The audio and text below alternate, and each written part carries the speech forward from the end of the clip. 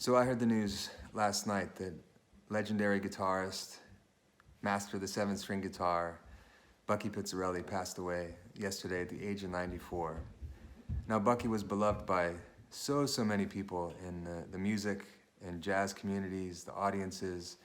Everywhere he went, he left an impression, and well beyond the musical legacy that he leaves in the form of hundreds and hundreds of recordings where he was the featured solo artist, and also countless, probably thousands more, where he was a sideman and played on. He's also left a personal legacy among so many of us, including me. Especially my heart goes out to his wonderful family, his wife Ruth, his sons John, Martin, lovely Mary, and Anne.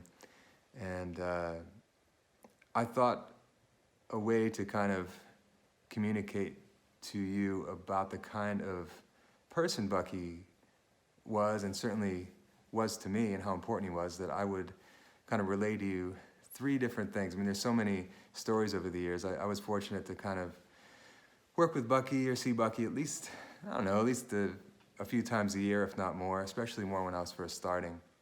So here are 3 things that you really need to know to tell you kind of all you need to know about what Bucky meant to me and to the people that he affected. So back in about 2003, I was really kind of at a crossroads in where my career was at the time, and I really didn't know what to do next, and it was a tough time for me to get any traction. And I met Joe Piscopo at a piano bar called Jilly's, and Joe started to bring me on the road to be his music director. And there was an event happening at the Apollo Theater to benefit the Emergency Jazz Artists Fund. And Joe was hired to kind of MC, I think the second half it was, and they kind of put a band together, like an all-star band, and Bucky Pizzarelli was the guitarist. So that's where I met Bucky. And we just, I instantly just felt his warmth, and he was so kind. He had no idea who I was, and I was certainly really rough around the edges then, for sure. But I went to see him shortly after at Shanghai Jazz, which is a great, like the greatest jazz club in New Jersey, and he had me sit in. And it was, just that alone was such an act of being giving and kind. And after that, he agreed to play on a demo that I had been trying to get going for so long. And I just wanted to come and maybe play on a song. And he was like, yeah, just make it close to my house. And so I booked a studio, and then, Mike Lee, who was playing bass at the time with me, we showed up at the studio, and Bucky comes in all dressed up, and he's like, what are we doing? So we ended up doing a whole session that day, and I was so excited that we got 4 or 5 songs done. And, I didn't have any money. And then at the end, he's like, what are we doing tomorrow? So, he absolutely did not need, especially I can't even remember what I could afford to pay him. It was basically nothing. But he liked playing music so much, and he really connected with Mike and me. I mean, we're playing his music. It's the music that I love. And it was just, that led to me getting my record deal with Telac Records. And I don't know where I would be without his act of kindness and just loving playing music with people. And so that's a very, very important thing in my life that happened, and it really centers around Bucky. The next thing that comes to mind is when we were traveling on the road. Now, when you're in a band, and or maybe even if you just travel a lot and you have to travel with people, there's nothing that really says more about the quality of someone's character than if they're easy to travel with, and if they're fun to travel with. And my current band, that's part of the whole thing. They got to play great, and they got to be a fun and easy hang on the road. Well, Bucky was an amazing, fun person to be on the road with. He dressed impeccably for travel. He always wore a jacket, a fedora, or if he was a little more casual, he had like the polo shirt with the flipped up collar. So cool. And he was just always such a pro, and just so easygoing and fun, and had funny stories, and he would just come into the room, and even though he wasn't a man of many words, but he would just he had a way of being able to kind of change the energy of a room, which is the mark of a really strong presence. And then the third thing that comes to mind with Bucky that really is important in my life, that also kind of, I think, just illustrates how much I cared for him and was comforted by him.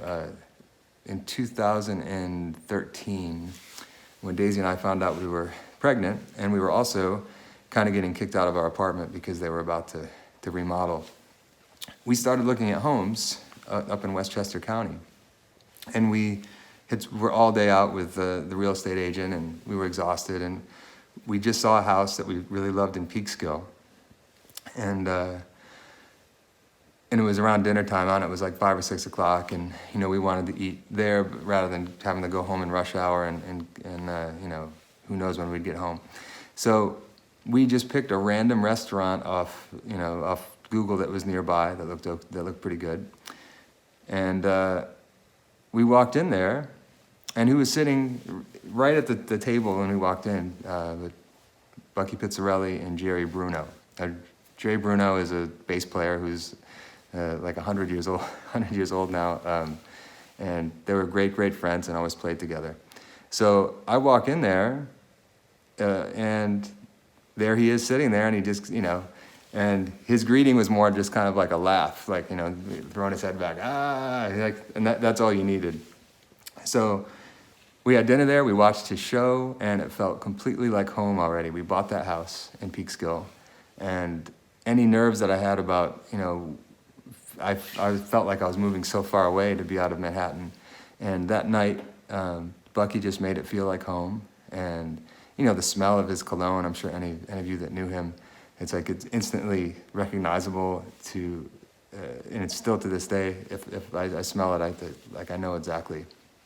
And that's, a really a good indicator of just how special of a guy he was to so many people, because so many other musicians and other people have stories just like that. Now, there are tons of funny stories too, but I will refrain from telling funny stories because there's no one better at telling funny Bucky Pizzarelli stories than his son, star vocalist and guitarist John Pizzarelli. I'm going to add a link at down in the comments to a concert that John and Bucky did together, I believe at the Bistro in St. Louis.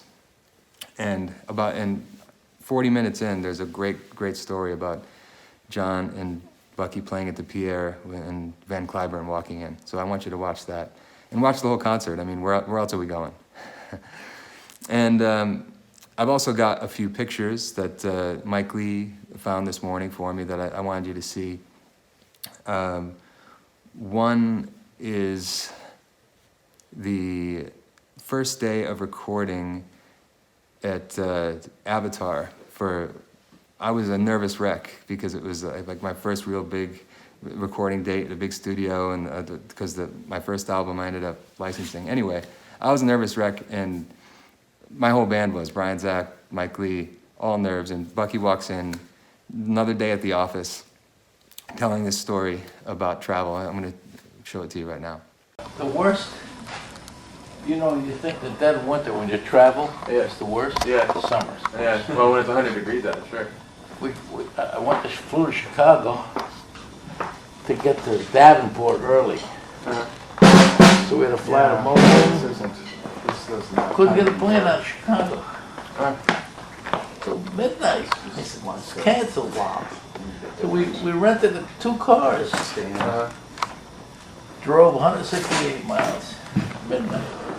Went right to the Moline Airport. And the bags came at 4:30 in the morning. Oh, wow. Then we had to go another 9 miles. And this is a picture of our first night playing together with Bucky. It was with Joe Piscopo at the Apollo Theater. So, and it was a long time ago now, I think 2002 maybe. Yeah, I think it was 2002, maybe 2003. And this one is at Lincoln Center. We were playing, I believe, maybe Dizzy's Jazz Club or something at the Allen Room. And we had a long time in the dressing room and we had a lot of fun. And there's another one here with Mike Lee and me. And believe it or not, I was like 27 years old in this picture. I feel like I look like I'm 12. But anyway, for the song today, I wanted to pick something that I remember from that very first recording session that we kind of added. I remember I think it was kind of like on my B list of songs that I might want to record, and Bucky loved it, and he was like, "That's a hit record. You gotta put that one out." And so it's not something, I'll try to play it in a way that I know he would enjoy. So here's Don't Take Your Love From Me.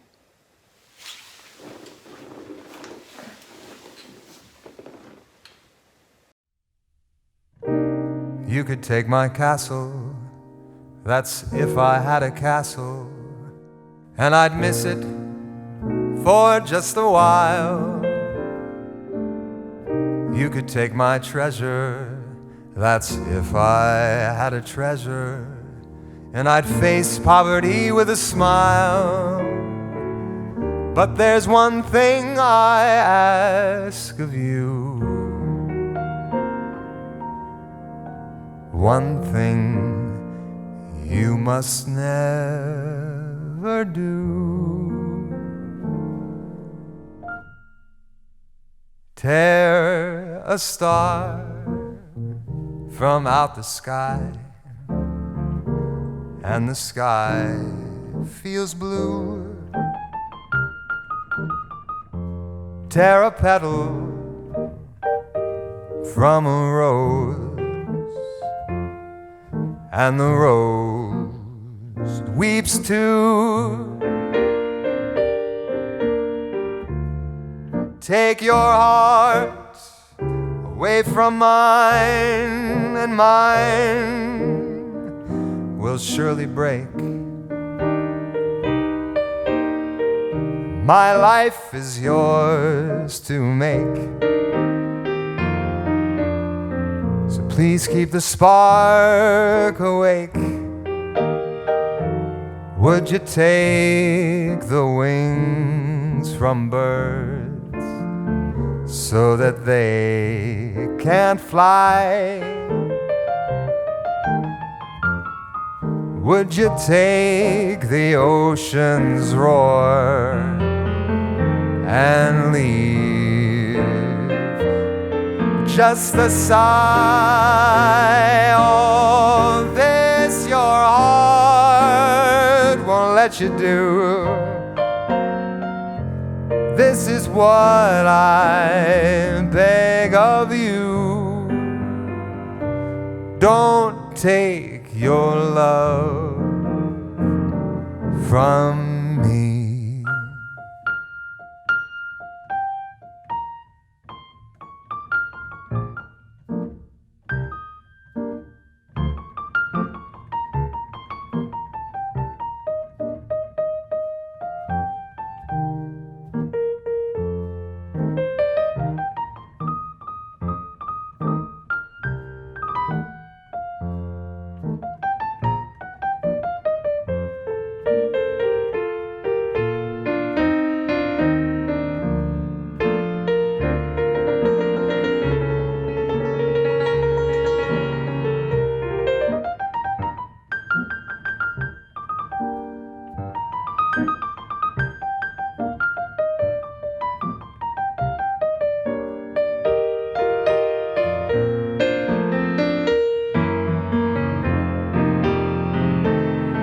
Would you take the wings from birds so that they can fly? Would you take the ocean's roar and leave just a sigh? All this your heart won't let you do. This is what I beg of you. Don't take your love. Don't take your love. Don't take your love from me.